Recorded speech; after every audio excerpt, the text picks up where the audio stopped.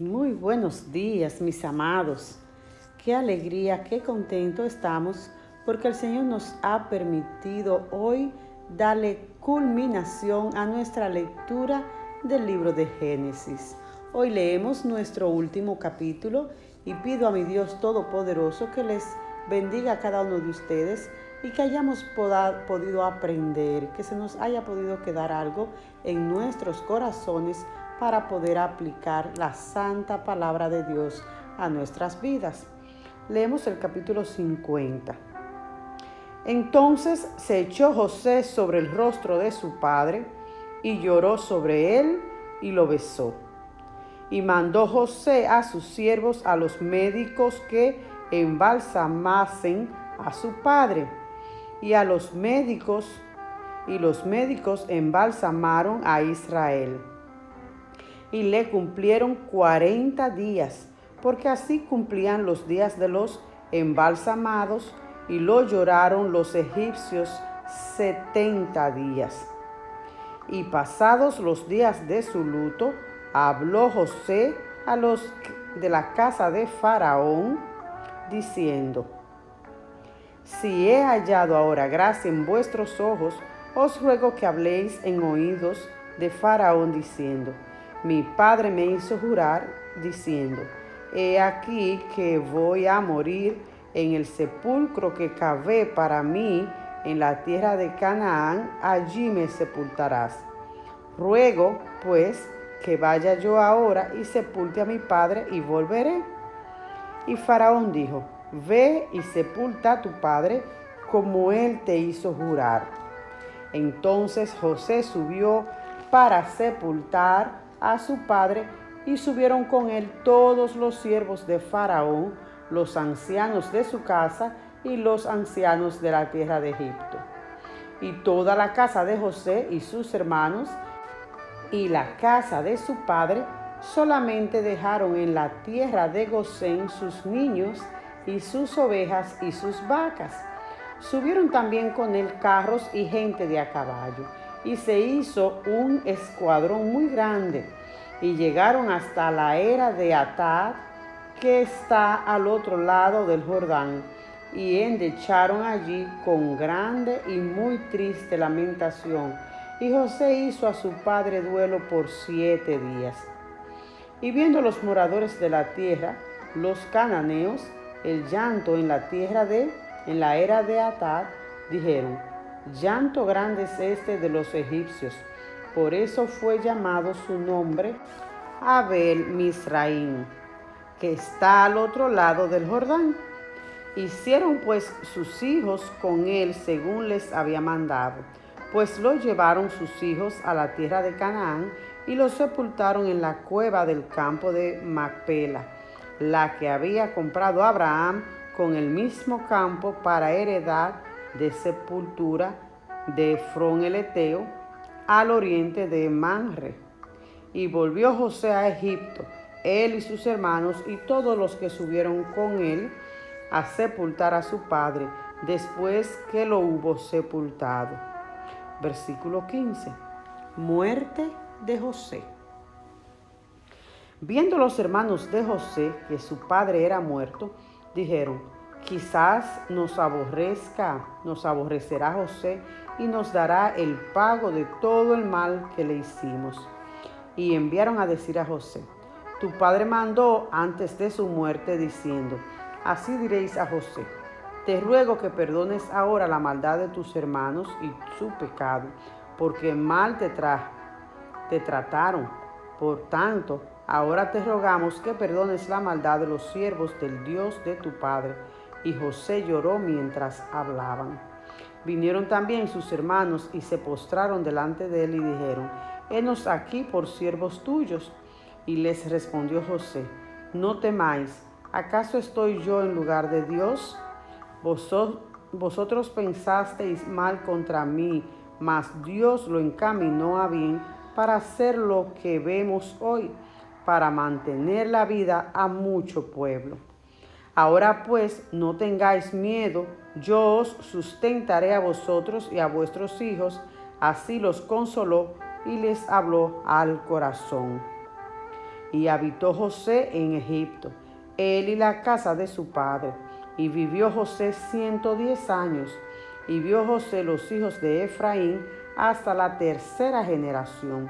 También los hijos de Maquir, hijo de Manasés, fueron criados sobre las rodillas de José.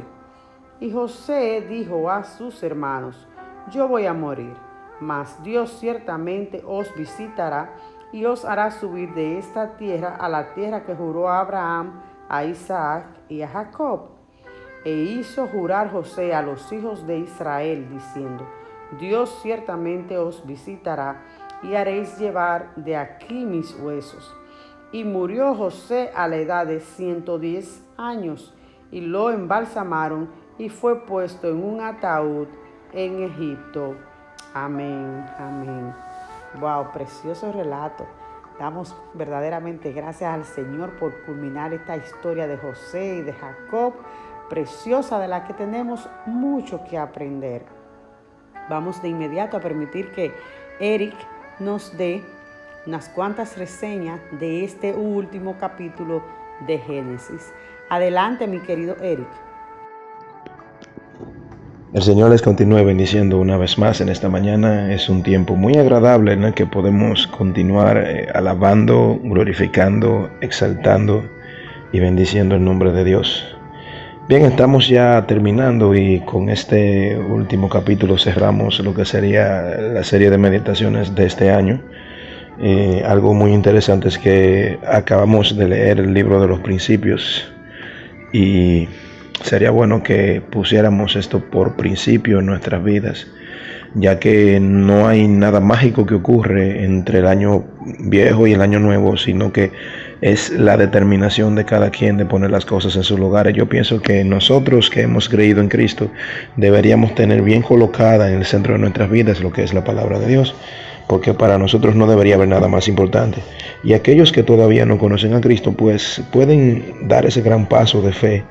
Todavía hay oportunidad, todavía hay salvación, así que ojalá que personas que no conocen a Cristo puedan llegar a Cristo en arrepentimiento y fe. Bien, pues nosotros podemos ver aquí que en el capítulo 50, cuando Jacob murió a la edad de 147 años, dice que José lloró y estuvo de luto por varios meses. Cuando alguien cercano a nosotros muere, necesitamos tiempo para procesar nuestra pérdida. Llorar y compartir nuestros sentimientos con otros nos ayuda a recobrarnos y a reanudar la vida. Debemos concedernos a nosotros mismos y dejar a los demás la libertad y el tiempo necesario para lamentar la pérdida de un ser querido. Es algo normal, ese sentimiento que produce llanto, produce tristeza y produce ese sentimiento de pérdida. Acá vemos bien que se nos habla de que Jacob fue embalsamado. El embalsamamiento era típico en los egipcios, pero poco común para los pastores nómadas. Como creían que los muertos iban al otro mundo en sus cuerpos físicos, los egipcios embalsamaban a sus muertos para preservarlos y así pudieron funcionar en el más allá.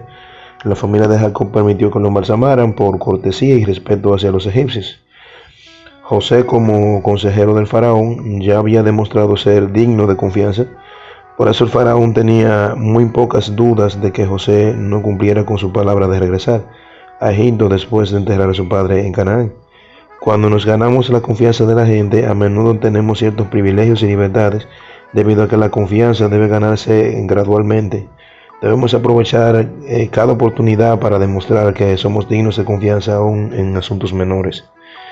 Es algo que también tiene mucho que ver con el testimonio. Cuando una persona es creyente y no es digno de confianza, esto como que hay una discrepancia y esto envía un mensaje negativo. Por eso debemos vivir a la luz de la fe que hemos sido llamados. Y la Biblia tiene enseñanzas en montones que nos habla acerca de eso, de que debemos ser personas dignas de confianza y que los demás puedan ver a Cristo reflejado en nosotros. Acá Abraham había comprado la cueva en el campo de Macpela como sepulcro para su esposa Sarai. Eso lo podemos ver en Génesis 23 del 1 al 9. Esta cueva iba a ser un sepulcro para toda su familia. Era como hoy en día que las personas suelen comprar en los cementerios un panteón donde van poniendo todos los familiares de esta casta que van muriendo, los van poniendo en el mismo lugar.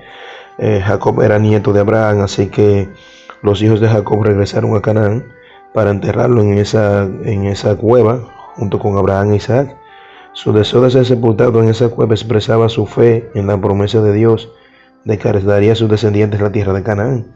Ellos querían ser enterrados en aquella tierra que Dios mismo le había prometido. Ahora que Jacob había muerto, vemos una escena muy interesante que todavía sigue viva entre los hermanos de Jacob, los hermanos de José y José. Los hermanos de José tenían miedo de que él tomara represalia, o sea, se va a vengar ya que nuestro padre murió. A veces en alguna familia hay conflictos y los conflictos se merman un poco porque los padres están por allí y luego vemos que cuando los padres ya no están, vemos como los hermanos otra vez vuelven y toman su posición de conflicto. Así que estamos viendo esto aquí.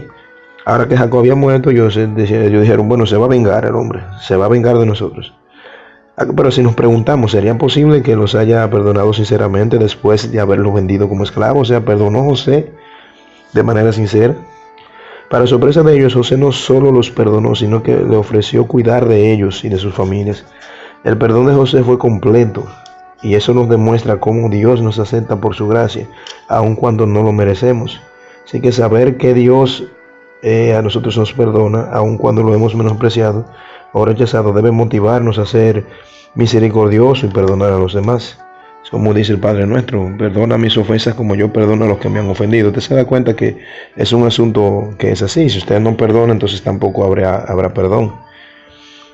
Dios también produjo algo bueno de la maldad de los hermanos de José, de la falsa acusación de la esposa de Potifar, de la negligencia del copero y de los 7 años de hambruna. José aprendió de su experiencia que de lo malo que otros hacen, Dios saca cosas buenas para aquellos que confían en Él. ¿Tiene usted suficiente fe en Dios para esperar pacientemente que Él utilice una situación mala para su bien? Eso deberíamos preguntarnos. Podemos confiar en Él como José, porque Dios puede anular las malas intenciones de los hombres para cumplir sus propósitos. Acá vemos también que José estaba listo para morir. No tenía duda de que Dios cumpliría su promesa y que un día llevaría a los israelitas de regreso a su tierra. Qué ejemplo tan tremendo podemos ver aquí. El secreto de esta clase de fe se encuentra en una vida de fe en Dios. Nuestra fe es como un músculo, crece con el ejercicio y adquiere fuerza poco a poco, así que después de confiar en Dios durante nuestra vida podremos tener una fe fuerte como la de José entonces. Cuando nos toque morir, tendremos paz, sabiendo que Dios cumplirá sus promesas. Eso debemos siempre tenerlo en mente. Por ejemplo, ¿cómo ejercito yo mi fe? Ejercitándome, santificándome y viviendo las cosas que Dios quiere que yo viva. ¿Qué tanto tiempo le dedicamos a los afanes? ¿Qué tanto tiempo le dedicamos a la palabra de Dios? ¿Qué tanto nos preocupamos por las cosas seculares? ¿Qué tanto nos preocupamos por las cosas espirituales? Usted se da cuenta que hay un andar en el espíritu que tiene que ver con la santificación del creyente. Y eso de seguro que va a aumentar nuestra fe y nos va a llenar de ese gozo. Así que finalmente, aquí vemos en el versículo 24 también, que dice que José le dijo a sus hermanos, yo pronto moriré, ¿verdad? En este versículo se prepara el terreno para la historia que comenzará en Éxodo y terminará en Josué. Dios hará de la familia de Jacob una gran nación, los sacará de Egipto, los llevará a la tierra que les había prometido. La nación puede confiar totalmente en Dios y José enfatiza que Dios cumplirá lo que ha prometido. Y finalmente en el 26 aquí el libro de Génesis nos describe ampliamente la vida de muchos de los grandes hombres y mujeres que caminaron con Dios. En ciertas ocasiones triunfaron, en otras fracasaron. Sin embargo, aprendemos mucho al leer las historias de la vida de estos personajes. Pero, ¿de dónde tuvieron su inspiración y valor? Ellos lo obtuvieron al darse cuenta de que Dios estaba con ellos a pesar de sus faltas. Al saber esto, nos debe animar a mantenernos fieles a Dios, a apoyarnos en cuanto necesitamos guía y utilizar el potencial que Él nos ha dado. Así que el Señor les bendiga rica y abundantemente. Y ha sido un gran placer haber culminado otro libro más de la Biblia, esperando que no solamente lo hagamos hecho por salir de paso, sino que estas enseñanzas puedan quedarse clavadas en nuestros corazones para lo adelante que resta de nuestra vida. El Señor les continúe bendiciendo. Amén. Muchísimas gracias, mi querido hermano. Dios te bendiga y te siga usando rica y abundantemente para su gloria y su honra. A ustedes, mis hermanos, ha sido un gran placer el escuchar de ustedes las bendiciones que ha sido este libro de Génesis.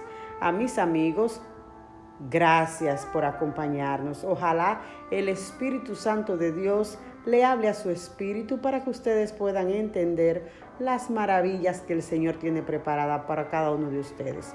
Dios me les bendiga rica y abundantemente. Será hasta la próxima entrega de nuestro nuevo libro, de nuestro nuevo proyecto, orando como siempre para que el Señor nos use y pueda llenarnos de su santa palabra. Muchas bendiciones. Les amo en el amor de Cristo Jesús. Amén.